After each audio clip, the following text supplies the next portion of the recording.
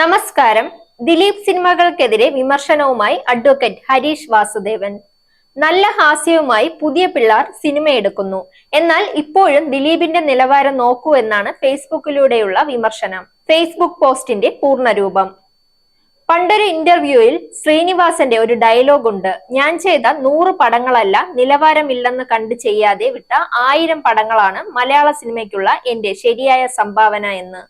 അതുപോലെയാണ് കഴിഞ്ഞ 10 വർഷമായുള്ള ദിലീപ് പടങ്ങൾ. ദിലീപിന്റെ കോക്കസ് മാത്രമായി സിനിമാ ലോകം കീഴടക്കിയ ആ കാലത്തെ പടങ്ങളുടെ നിലവാരം നോക്കൂ.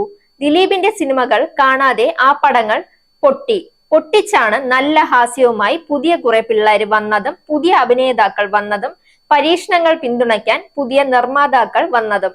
അതുവഴിയാണ് മലയാളത്തിന് കുറെ നല്ല സിനിമകൾ കിട്ടിയതും പൊതുവിൽ മലയാള സിനിമയുടെ പ്രത്യേകിച്ചും ഹാസ്യത്തിന്റെയും കുടുംബ ചിത്രങ്ങളുടെയും നിലവാരം ഉയർന്നതും. ദിലീപിന്റെ കാലത്തെ വളിച്ച ഡബിൾ മീനിങ് സ്ത്രീവിരുദ്ധ കോമഡികളിൽ ചവിട്ടി വീണ മലയാള സിനിമ എണീറ്റ് നടക്കാൻ തുടങ്ങിയത് ദിലീപ് എന്ന വൻമരം വീണതുകൊണ്ടല്ലേ? എത്ര ഊർജ്ജസ്വലമാണ് ഇന്ന് ചെറുപ്പക്കാരുടെ പടങ്ങൾ. എന്നാൽ ഇപ്പോഴും ദിലീപിന്റെ നിലവാരം നോക്കൂ. അതുകൊണ്ട് കഴിഞ്ഞ 10 വർഷങ്ങളിൽ നമ്മൾ പ്രേക്ഷകർ കാണാതെ വിട്ട ഓരോ ദിലീപ് സിനിമയുമാണ് നല്ല മലയാള സിനിമയ്ക്കുള്ള നമ്മുടെ ഓരോരുത്തരുടെയും സംഭാവന. Zag news, Thiruvananthapuram. നേരിന്റെ വാർത്തകൾ നിങ്ങളുടെ വിരൽത്തുമ്പിൽ എത്താനായി സാഗ് ന്യൂസ് ചാനൽ സബ്സ്ക്രൈബ് ചെയ്തും ഷെയർ ചെയ്തും ഒരു ശരിയായ മാധ്യമ നിലപാടിന് നിൽക്കാൻ ഞങ്ങൾ നിങ്ങളെ ക്ഷണിക്കുന്നു.